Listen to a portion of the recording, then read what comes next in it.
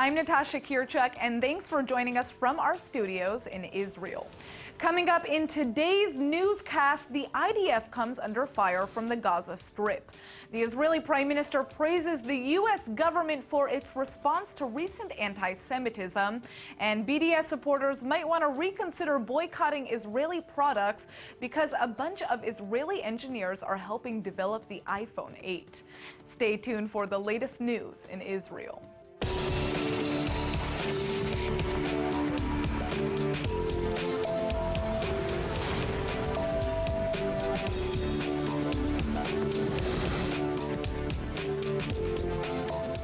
There's more violence today coming from the Gaza Strip as IDF soldiers come under gunfire while on patrol. No soldiers were reported injured, though an army engineering vehicle was lightly damaged. The IDF has responded by hitting 2 Hamas positions in the Gaza Strip with a combination of aircraft bombings and tank shelling. According to the Shehab news agency based in Gaza, the 2 targets were Hamas observation posts. As of yet, there have been no reports of Palestinian casualties. The Israeli Prime Minister is praising the American government for its response to a shocking spike in anti-Semitism throughout the country. The U.S. Department of Homeland Security, or DHS, is now offering its services to Jewish communities across the nation, following a series of bomb threats and vandalism in Jewish community centers and cemeteries. DHS has protective security advisors in every single American state, and their advisors will provide support in training, protective measures, information sharing, and exercises. U.S. President Donald Trump also addressed the recent spate of anti-Semitic incidents in his first joint address to the Congress on Tuesday, calling the threats to the Jewish institutions a reminder of the work that still remains in the American path to civil rights. Israeli Prime Minister Netanyahu says he appreciates that the Trump administration has taken a, quote, strong stance in condemning anti-Semitism and is now urging European leaders to do the same. At least 100 Jewish community centers and schools in 33 American states have reported terror threats since the beginning of 2017. Supporters of Israel have long argued that the UN Human Rights Council is heavily biased against Israel, and now the new U.S. administration is planning to back up these words with action. Since the UNHRC was founded in 2006, it's put out more resolutions condemning the tiny state of Israel than the rest of the world combined. In fact, each time the council meets, the only permanent item on the agenda for discussion are the alleged human rights offenses committed by Israel, and Washington says it's had enough. The United States also remains deeply troubled by the council's consistent, unfair, and unbalanced focus on one democratic country, Israel. No other nation is the focus of an entire agenda item. How is that a sensible priority? The Deputy U.S. Assistant Secretary of State is skewering the Geneva Forum for letting its dishonest obsession with Israel undermine its credibility. She's questioning how it's possible to focus so profoundly on Israel when Syria's government is bombing its own hospitals and countries like North Korea and Iran are denying millions of their people freedom of religion, peaceful assembly, and expression. The obsession with Israel through Agenda Item 7 is the largest threat to this Council's credibility. It limits the good we can accomplish by making a mockery of this Council. The United States will oppose any effort to delegitimize or isolate Israel, not just in the HRC, but wherever it occurs. When it comes to human rights, no country should be free from scrutiny, but neither should any democratic country be regularly subjected to unfair, unbalanced, and unfounded bias. The top American official says that the White House is now reviewing its participation in the so-called Human Rights Council unless there's been a reform of its agenda. In order for this council to have any credibility, let alone success, it must move away from its unbalanced and unproductive positions. As we consider our future engagements, my government will be considering the council's actions with an eye toward reform to more fully achieve the Council's mission to protect and promote human rights. The United States' three-year term at the forum ends in 2019. While there has been no immediate reaction to Barclay's statements, the group's spokesmen have praised the active and constructive role of the U.S. in the Council. He added that any country seeking to revoke its membership would have to go through the UN's General Assembly in New York. Israel has just narrowly averted a tragedy in the south. Late last night, yet another rocket fired from the Gaza Strip struck an open field just south of the coastal Israeli city of Ashkelon, but luckily nobody was hurt. No alert sirens went off because the IDF determined the rocket was headed towards an unpopulated area. Israeli troops have already begun combing through the area to locate the rocket, but no terrorist group has taken credit for the attack so far. The IDF has not yet retaliated for the attack, according to reports, but Israel's long-standing policy is to respond strongly to any rocket fire. Earlier this week, a rocket was launched from the Gaza Strip into southern Israeli territory, and while it also failed to cause much damage, the Israeli Air Force responded by bombing multiple targets in the Gaza Strip. The majority of the rocket attacks since the 2014 war in Gaza had been launched by radical Salafist groups, but Israel holds the Hamas rulers of the coastal enclave responsible for all the violence that emanates from the region. While more and more rockets seem to be raining down on southern Israel from the Gaza Strip, the head of Israel's military intelligence is reportedly claiming that it's unlikely that Hamas or even Hezbollah will launch war against Israel in the future. Major General Herzl Halevi told a Knesset committee on Wednesday that Israel should instead be more concerned about the cooperation between the Gaza-based terror group and the Lebanese Hezbollah. When it comes to Hezbollah, the military chief claims the group has been suffering from manpower issues in the struggle to replace aging members. Plus, the group's operations in the Syrian conflict have brought about a financial crisis within its ranks. In the south, Halevi says that the Hamas terror group isn't interested in launching an offensive against Israel, especially because of issues with the separation of political and military leadership in the organization.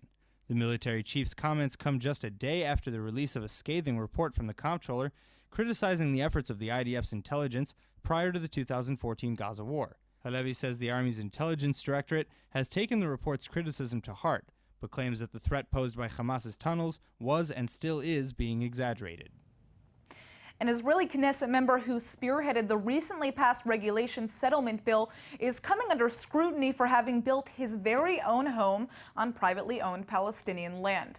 Bezalel Smotrich was one of the main forces behind the law to retroactively approve Jewish homes that were built in the occupied West Bank without official permits, and now several local media outlets are saying his support for the bill is a conflict of interest. Bezalel Smotrich reportedly lives in a neighborhood just outside of the Kedumim settlement, meaning it's not considered part of the State of Israel.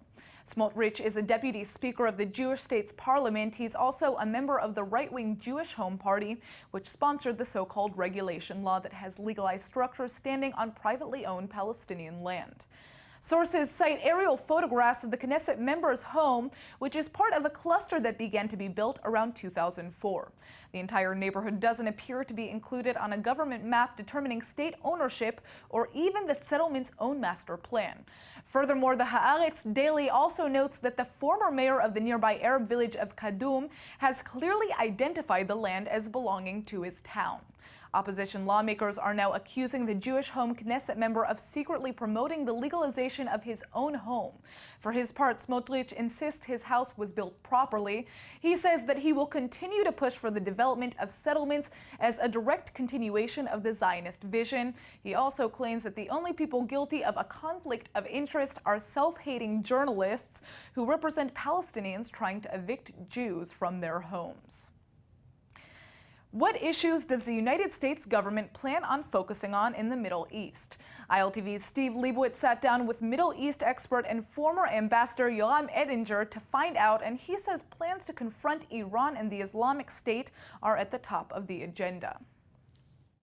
It seems to me that the White House is reconnecting itself with the Middle East following 8 years of a policy based on the false assumption that the Palestinian issue was a core cause of Middle East turbulence and crown jewel of Arab policy makers.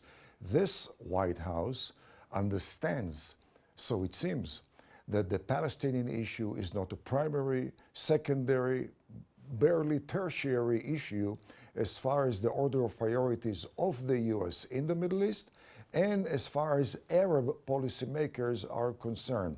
This administration, so it seems, regards the Iranian threat, Islamic terrorism threat, and the need to bolster pro-US Arab regimes as the #1 overtowering priority. And as far as they're concerned, this supersedes any deliberations concerning the Palestinian issue.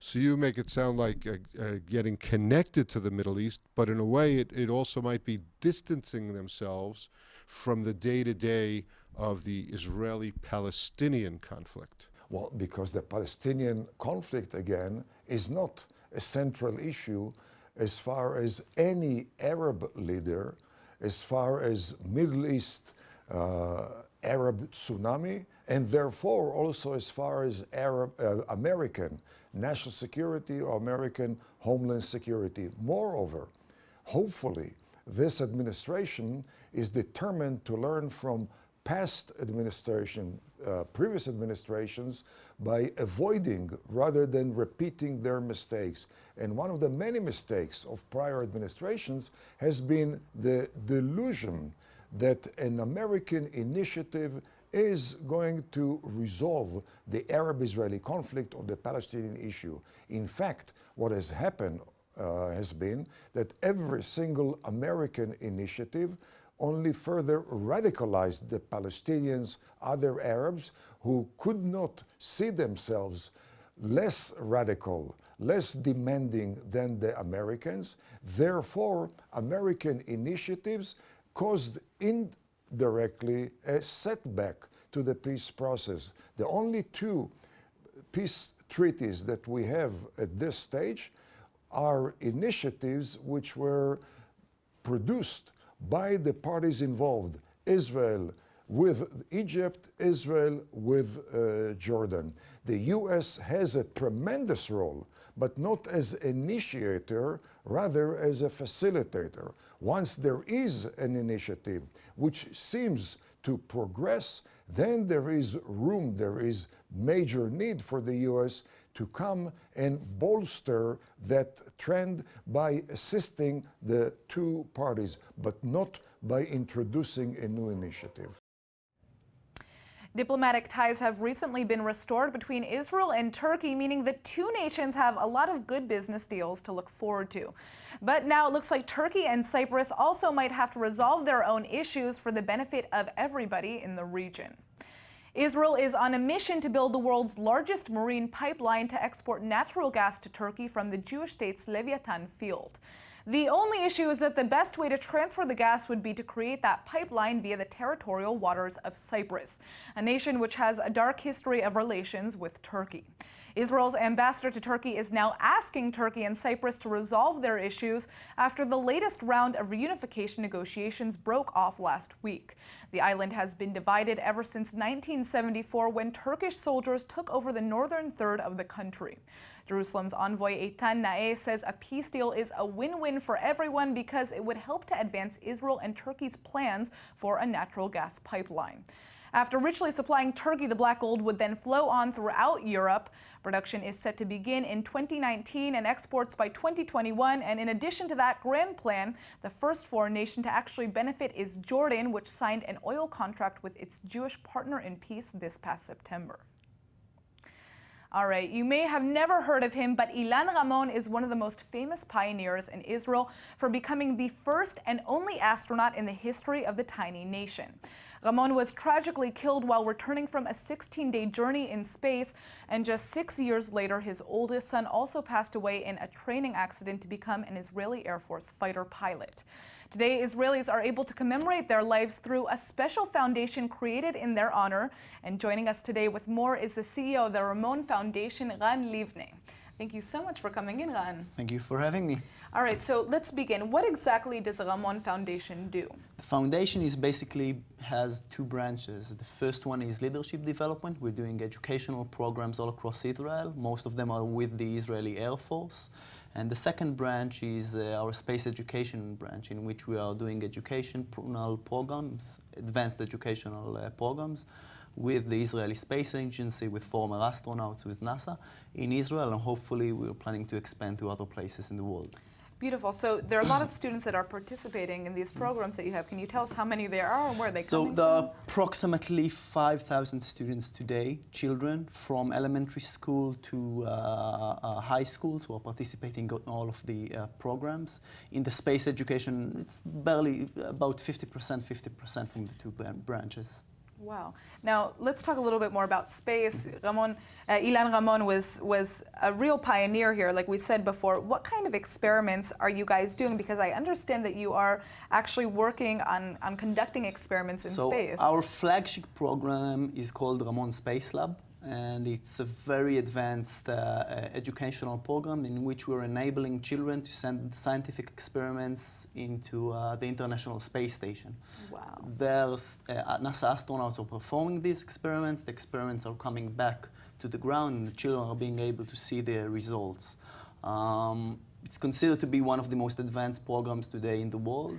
Yeah, can you give us an example of what type of experiment? So for example, I'll give you the last experiment that we sent to space. Was about rotten apples, about mold in apples. So if you're taking an apple and you cut it into half, and you put it inside your kitchen, it will get oxidized and then it will get rotten, obviously. Right. So the children ask themselves, what is going to happen in outer space, in microgravity environment? And well, at the end of the day, they got the apple back, they looked at it, they cut an apple, put it inside a tube, sent it to the International Space Station, got it back, looked at the two apples, noticed that they look the same, but the professor from the Weizmann Institute, who accompanied them, told them, no, it doesn't work like this, come to my lab. And they realized with microscopes, obviously, that the enzymes and the bacteria that grew up on the apple in outer space were totally different than the one who grew up in Earth. The interesting thing for us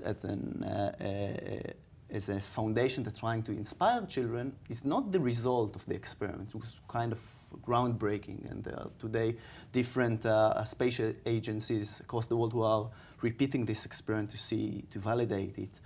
The interesting thing is the process that the children went through. So for example, let's say this apple experiment. So why an apple and not an orange? Why an orange and not a carrot? So they need to choose the right fruit.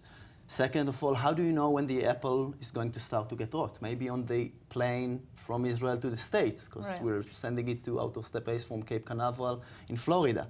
Maybe on the way back. So the point is that we are simulating a real scientific research to middle school children, and the results are totally amazing. I just think of all the little kids that say, I want to be an astronaut when I grow up, and they're able to actually participate in this very real way because of the programs that you guys have created. It sounds incredible. So what are some of the other projects that the foundation is working on? So basically in space, this is our flagship program. It's called Ramon Space Lab. We're planning to expand it to the US with our astronaut friends and going to brand it Columbia Space Lab. In the leadership development branch, we are having a program called the Aviators Club, which is basically a leadership program of the Ramon Foundation with the Air Force, who has operative squadrons of pilots who are coming to schools and mentoring and teaching the children, which is a very desirable program. And we have also some small programs, mainly with the Israeli Space Agency and the Ministry of Science, to encourage children into science and into STEM studies. Well, it seems like you guys have created something that's opening so many windows to young people. Like I said, all the children who never thought they were going to get a chance to be an astronaut have more hope. And the fact that you're expanding into the United States is very exciting for all of our viewers. So thank you so much for coming in. Thank you so much. Sure. Every Israeli knows the photo we're showing you like the back of their hand, but very few know who took it. Well, today historians everywhere are mourning the death of David Rubin Jor, whose photographs have immortalized the state of Israel around the world. ILTV's Aaron Porras has more on the story. Rubin Jor passed away this morning at the age of 92. The respected photojournalist snapped more than 500,000 shots over his illustrious career. Without a doubt, his signature photo is the iconic shot of Israeli paratroopers we just spoke about. He took it as they entered the Western Wall complex after liberating Jerusalem during the 1967 Six-Day War. Israel's very first prime minister, David Ben-Gurion, actually considered Rubin Jor to be his favorite photographer. The visionary came to Israel after his native Austria was annexed by the Nazis during the Second World War. Many of his treasured images capture some of the most important events in the history of the nation-state of the Jewish people. Last October, Spain passed a law allowing descendants of Jews that were expelled from the country in 1492 to apply for citizenship. Now that process is being made a whole lot easier because elderly Sephardic Jews are no longer being required to take a test to receive their Spanish passports. So far, 4,919 people have already succeeded in reclaiming Spanish citizenship, and 8,000 others have applied, but many of them still have to take a language and heritage test to be eligible for a Spanish passport. Now, Sephardic Jews aged 70 and up won't even have to take the tests, so the number of people who will be able to reclaim their Spanish roots is expected to climb even higher. While the decision is being applauded, some say they wish the age requirement had been dropped even more to at least 65. Requests for citizenship have been pouring in from more than 100 countries, including Israel, Turkey, Pakistan, Morocco, and even the United States. All of the applicants are Sephardic Jews whose ancestors began living in the Iberian Peninsula around the start of the second millennium in the year 1000. During the Spanish Inquisition, tens of thousands of Jews were burned at the stake or forced to emigrate unless they were forcibly converted to Christianity. Many Sephardic Jews still speak a 15th century version of Spanish called Ladino, but it's very different from the modern Spanish language. It's going to be a lot harder for BDS supporters to boycott Israeli products now that over 1,000 Israeli engineers are working with Apple to develop augmented reality for their products. The engineers are now believed to be working hard on the latest project at Apple's headquarters in Israel. The company's CEO says the Herzliya office just outside of Tel Aviv is Apple's second largest research and development office in the world. Some sources claim the teams are creating augmented reality technology known as AR for the iPhone 8. AR is a type of information that allows users to interact with their environments. Just think of the Pokemon Go game. It's more or less the opposite of virtual reality, which closes users off from what's going on anywhere outside of their headsets. The CEO of Apple has already shown interest in creating AR applications for smartphones by snatching up 3 Israeli companies capable of harnessing those dreams into true reality. Apple just dropped at least $2 million to buy the Israeli startup RealFace last month. The cybersecurity company specializes in facial recognition programming that can be used to authenticate users. Apple also bought PrimeSense for $350 million in 2013, an Israeli firm that develops 3D gesture technology. I think it's easy to understand why consumers say they can hardly wait to pick up the next Israeli-engineered iPhone. There's great news for Palestinian high school students who are hoping to gain higher education in Israel. The Hebrew University of Jerusalem has just announced that it's now willing to accept matriculation scores on tests conducted by the Palestinian Authority. Large numbers of Palestinians are now expected to apply to Hebrew U, which is one of the highest-ranked academic institutions in the world. The university is now the first of the Jewish nation's prestigious educational bodies to accept results of exams given by the Palestinian Authority. Until now, acceptance of the Arab hopefuls to Hebrew U was limited to those who did well on the university's own admission tests. Students are also now welcome to enroll in the pre-college program the school offers that's specifically geared towards helping Palestinians reach the university's lofty standards. 67 such students completed that prep course last year, and the number who have applied for the next academic year has now more than doubled. Thousands of Arab students are already pursuing their bachelor's, master's, and doctoral degrees on the Jerusalem campus, so it's fair to say that Hebrew University can be looked at as a true model of coexistence. The Hebrew word of the day is brought to you by the University of Haifa, Hebrew Summer Ulpan, open to everyone. And now for our Hebrew word of the day. By now, we've presented literally hundreds of words of the day, and we hope that you've been paying attention because one day we might quiz you, and we hope that you get a good score. So today's word is tziyun, meaning score, mark, or grade in Hebrew. Now, there are many reasons you might get tziyunim or scores. There's the obvious tziyunim you get in school. There's a verbal tziyunim you might get from an employer telling you how to improve. And in Israel, it's even common to just give tziyunim to everyday things. For example, haseret aya 10, literally meaning the movie was a 10 or really great. Just remember that no matter how you decide to dish out tziyunim in your everyday life, try to be fair. All right, let's go ahead and take a look at the weather forecast. Tonight should be partly cloudy with a chance of rain and a low of 53 or 12 degrees Celsius. The weekend brings with it some scattered thunderstorms and temperature drops as the average high sits around 65 or 18 degrees Celsius.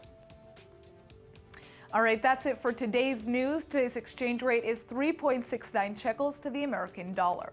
Remember to sign up for our daily newsletter at iltv.tv. Thanks for watching and see you next time.